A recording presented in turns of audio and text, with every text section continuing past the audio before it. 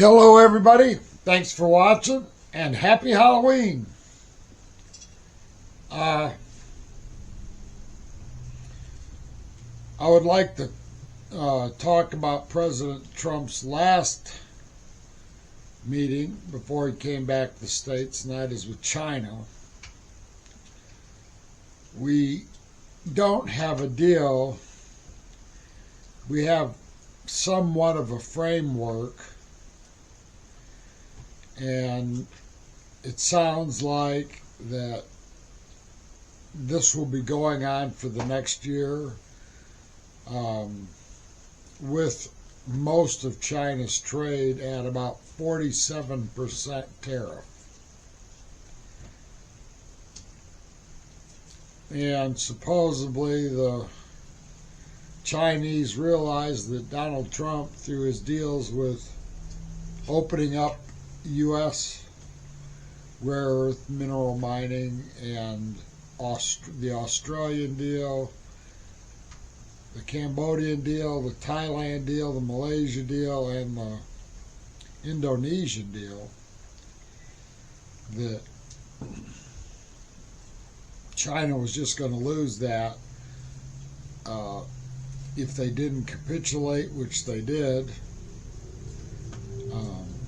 A lot of what's going to go on in China is, as far as the trade deal long term, is contingent upon rare earth minerals still flowing to the world and them cutting off all of the requisite chemicals to make fentanyl. So in other words, if they don't keep selling rare earth minerals and they don't cut off fentanyl to the world, primarily the products going into Mexico and Canada, then a year from now everything will be changed. Is there a deal? Yeah, kinda. Was there a signed deal? No. Because if the Chinese don't do what Donald Trump wants, he's going to cut them off.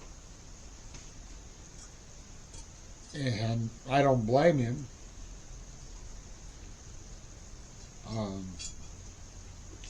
So if they want to keep selling all their junk here, like at Harbor Freight, which I buy some of it, and the electronics, I buy some of their electronics. So, pot calling the kettle black, I do buy a number of Chinese products and have for a long time. But the Chinese have thought they ruled the roost, and they've just found out that no, Donald Trump, he rules the roost. The other thing that I wanted to talk about was the government shutdown that's now been going on for over a month. And Donald Trump is not going to give money, $1.5 billion, so that illegals can continue to have health care. That's not going to happen. And because that's not going to happen, and we've been shut down so long, the filibuster rule, which you got to have 60 votes to call for closure, to take a vote on any bill, they're probably going to have to take that away. The Democrats did that back during Obama, and I believe it's about to be taken away now by the Republicans so that legislation can be passed.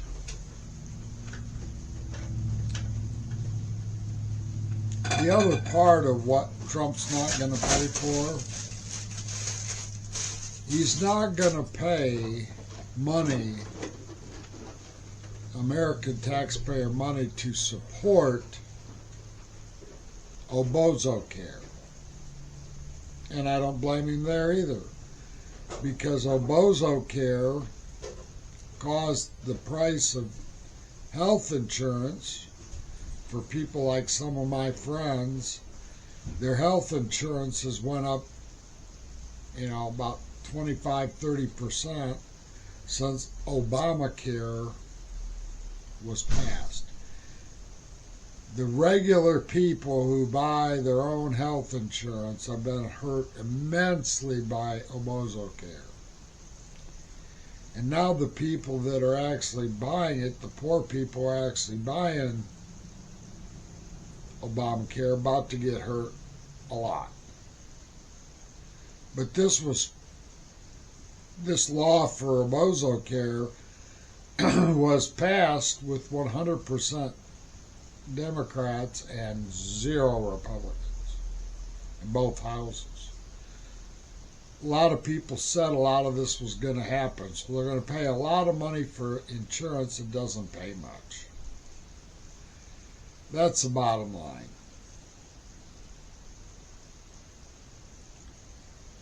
So what they call the nuclear option and the removal of the filibuster from the Senate, I don't think that should have ever happened, because that was one of the most undemocratic things I've ever heard of. I don't care,